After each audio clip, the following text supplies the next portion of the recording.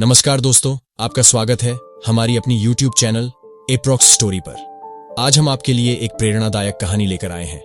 तो आइए चलते हैं कहानी की ओर। एक छोटे से गांव में, जहां हर कोई एक दूसरे को जानता था, वहां मोहित नाम का एक सीधा सादा और मेहनती युवक रहता था। मोहित अपने सरल स्वभाव और ईमानदारी के लिए पूरे गांव में जाना जाता था। वह खेतीबाड़ी में लगा रहता और अपनी जिंदगी से संतुष्ट रहता था। उसे किसी भी चीज की ज्यादा चाहत नहीं थी, बस अपने परिवार के लिए मेहनत करता और जीवन में खुश रहने की कोशिश करता। मोहित का सपना था कि उसका जीवन साथी भी उसके जितना ही समझदार और प्रेमपूर्ण हो। एक दिन उसकी जिंदगी में राधिका का आगमन होता है। राधिका, जो पास के शहर की रहने वाली थी, खूबसूरत और चतुर होने के साथ साथ बहुत ही आकर्षक व्यक्तित्व की मालिक थी। उसकी सादगी ने मोहित को तुरंत ही आकर्षित कर लिया। कुछ ही समय में दोनों की शादी तय हो जाती है और फिर बड़ी धूमधाम से उनकी शादी हो जाती है। पूरे गांव में खुशियों का माहौल था। मोहित और राधिका के रिश्ते की शुरुआत प्यार और विश्वास से होती है। मोहित राधिका की हर बात का मान रखता और उसे खुश रखने के लिए हर संभव प्रयास करता। शादी के कुछ महीनों तक सब कुछ बहुत अच्छा चलता है और दोनों एक दूसरे के साथ खुशहाल जीवन बिता रहे होते हैं। मोहित के मन में हर दिन राधिका के लिए प्यार और बढ़ता जाता है और वह सोचता है कि शायद उसकी जिंदगी में अब कोई कमी नहीं है। कुछ महीने बीतने के बाद राधिका की असली इच्छाएं धीरे धीरे उभरने लगती हैं। राधिका शहर में पली बढ़ी थी और वहां के आधुनिक और आरामदायक जीवन की अभ्यस्त थी। गांव का सीधा सादा जीवन उसे बोझिल और बेमजा लगने लगा था।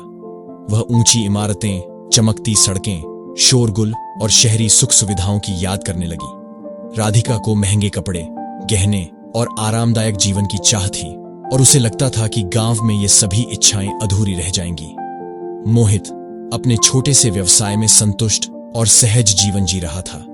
वह जरूरत भर कमाता और उसे ही अपना संतोष मानता था। उसके लिए घर का सुख और राधिका का साथ ही सबसे बड़ी खुशी थी। लेकिन राधिका के मन में शहरी जीवन की छवि गहराई से बैठ चुकी थी।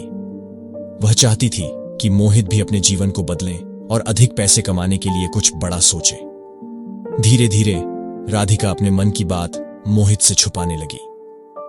वह मोहित से कुछ भी कहने के बजाय उसे अपने हिसाब से बदलने का प्रयास करने लगी। वह मोहित से बार बार यह जताने लगी कि उसका व्यवसाय छोटा है और गांव में रहते हुए वे ज्यादा कुछ नहीं कमा सकते। उसने मोहित पर दबाव डालना शुरू किया कि वह कुछ और करे, जिससे उन्हें भी शहर के लोगों की तरह ऊंचे स्तर पर जीने का मौका मिले। मोहित समझ नहीं पा रहा था कि राधिका को किस बात की कमी है। वह अपने जीवन में खुश था और चाहतें सीमित रखता था, लेकिन राधिका के बदलते व्यवहार ने उसके मन में सवाल खड़े कर दिए। एक दिन राधिका के बचपन का दोस्त समीर, जो शहर में एक छोटे मोटे काम से जुड़ा था, अचानक गांव में आता है। समीर का अंदाज और बात करने का तरीका बिल्कुल शहरी था, जो राधिका को बहुत प्रभावित करता है। समीर भी हमेशा बड़े सपने देखने वाला और अमीर बनने की तमन्ना रखने वाला इंसान था। जैसे ही राधिका और समीर की मुलाकात होती है, दोनों के बीच पुराने रिश्ते की गर्माहट फिर से जाग उठती है। राधिका उसके सामने अपने गांव में बिताए साधारण जीवन की परेशानी बताती है और यह भी कहती है कि वह भी ऊंची जिंदगी जीना चाहती है। समीर, जो पैसे और शोहरत की ओर खिंचा रहता था, राधिका की इस बात को तुरंत समझ लेता है और उसे सहारा देता है। दोनों को एक ही चीज चाहिए थी, पैसा और बहुत सारा पैसा। दोनों ने मिलकर एक योजना बनाई कि वे कैसे मोहित से पैसे ऐंठ सकते हैं। समीर ने राधिका को सुझाव दिया कि वह मोहित को विभिन्न बहानों से पैसे देने के लिए राजी करे। समीर का कहना था, मोहित सीधा सादा आदमी है। अगर तुम सही तरीके से उसे भावनात्मक रूप से अपने वश में करोगी तो वह कुछ भी कर सकता है। राधिका, जो पहले ही मोहित के भोलेपन का फायदा उठाने के बारे में सोच रही थी, अब समीर के इस सुझाव को सुनकर और भी प्रेरित हो गई। उन्होंने तय किया कि राधिका कभी बीमारी का बहाना बनाकर, कभी परिवार की जरूरतों का हवाला देकर और कभी भविष्य के सपनों का सपना दिखाकर मोहित से पैसे मांगेगी। राधिका के मन में अब यह विश्वास बैठ चुका था कि मोहित से उसकी इच्छाएं पूरी की जा सकती है, चाहे उसके लिए उसे छल और धोखे का सहारा ही क्यों न लेना पड़े। राधिका ने अब समीर के साथ बनाई हुई योजना पर अमल करना शुरू कर दिया। सबसे पहले उसने मोहित को भावनात्मक रूप से कमजोर करने की सोची। एक दिन उसने अचानक बीमार होने का नाटक किया। वह दर्द और थकान का बहाना बनाते हुए बिस्तर पर लेट गई और अपना हाल बेहाल दिखाने लगी। मोहित उसे इस हालत में देखकर बहुत परेशान हो गया। उसने डॉक्टर को बुलाया, लेकिन जांच के बाद डॉक्टर ने बताया कि राधिका बिल्कुल ठीक है। राधिका ने इसे एक छोटी बात बनाकर टाल दिया, मगर उसकी बीमारी का यह नाटक धीरे धीरे चलता रहा। फिर कुछ दिन बाद राधिका ने एक और तरीका निकाला। उसने मोहित से कहा कि उनके पास अब बहुत कम पैसे बचे हैं और परिवार के खर्चे पूरे नहीं हो पा रहे हैं। वह उदास होकर कहने लगी, क्या हमारा भविष्य ऐसे ही बीतेगा? हमें अपनी जिंदगी को बेहतर बनाने के लिए और पैसे की जरूरत है। मोहित को उसकी चिंता देखकर बहुत दुख हुआ। उसने सोचा कि शायद उसे अधिक कमाई करने के लिए कुछ और मेहनत करनी चाहिए ताकि राधिका खुश रह सके। अपनी पत्नी के सपनों को पूरा करने की चाहत में मोहित ने अपने काम के घंटे बढ़ा दिए और अपने कुछ बचत के पैसे भी राधिका को दे दिए ताकि वह खुश रह सके। राधिका ने इसी तरह से मोहित को भावनात्मक रूप से अपने वश में कर लिया। कभी अपनी मां की बीमारी का बहाना करती तो कभी अपनी पुरानी इच्छाओं की कहानी सुनाती। हर बार मोहित उसे दिलासा देता और उसके कहे अनुसार पैसे देने को तैयार हो जाता। उसे अपनी पत्नी पर बहुत भरोसा था और वह यह मानता था कि राधिका की बातें सच हैं। मोहित का यह भरोसा ही राधिका का सबसे बड़ा हथियार बन गया था। वह समझ गया था कि मोहित का सीधा स्वभाव और उसका राधिका के प्रति प्रेम उसे हर बार झुकने पर मजबूर कर देता है। राधिका के लगातार पैसे मांगने और बहाने बनाने के कारण मोहित की आर्थिक स्थिति पर गहरा असर पड़ने लगा। पहले तो उसने अपनी बचत से काम चलाया, लेकिन धीरे धीरे उसकी सारी जमा पूंजी खत्म होने लगी। अब वह अपने छोटे से व्यवसाय को संभालने के लिए भी संघर्ष करने लगा। राधिका की मांगें खत्म होने का नाम नहीं ले रही थीं। वह हर बार एक नया बहाना लेकर आती। कभी किसी रिश्तेदार की मदद के लिए पैसे चाहिए होते तो कभी किसी नए निवेश के लिए। मोहित अब पहले से कहीं ज्यादा काम करने लगा, लेकिन उसकी कमाई का एक बड़ा हिस्सा राधिका की जरूरतों में ही खर्च हो जाता था। अपनी पत्नी के लिए उसने कई बार उधार तक ले लिया, यह सोचकर कि शायद यह आखिरी बार है जब राधिका पैसे मांग रही है। लेकिन राधिका को मोहित की इस परेशानी का कोई एहसास नहीं था। वह बस अपनी इच्छाओं और योजनाओं में ही लगी रहती थी। अब मोहित का चेहरा हमेशा थका हुआ और चिंता से भरा रहता। वह सोचता कि कैसे उसने अपनी मेहनत की कमाई को यूं ही खत्म कर दिया, लेकिन राधिका के प्रति उसका प्यार और विश्वास उसे रोक लेता।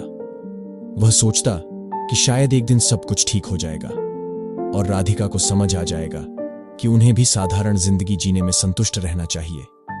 लेकिन राधिका ने तो अपनी महत्वाकांक्षाओं और छल से मोहित को पूरी तरह जकड़ लिया था, और यह बात उसे समझ नहीं आ रही थी कि उसकी पत्नी का यह स्वभाव उसे अंधेरे में ले जा रहा है। एक दिन मोहित अपने व्यवसाय के सिलसिले में जल्दी घर लौटता है।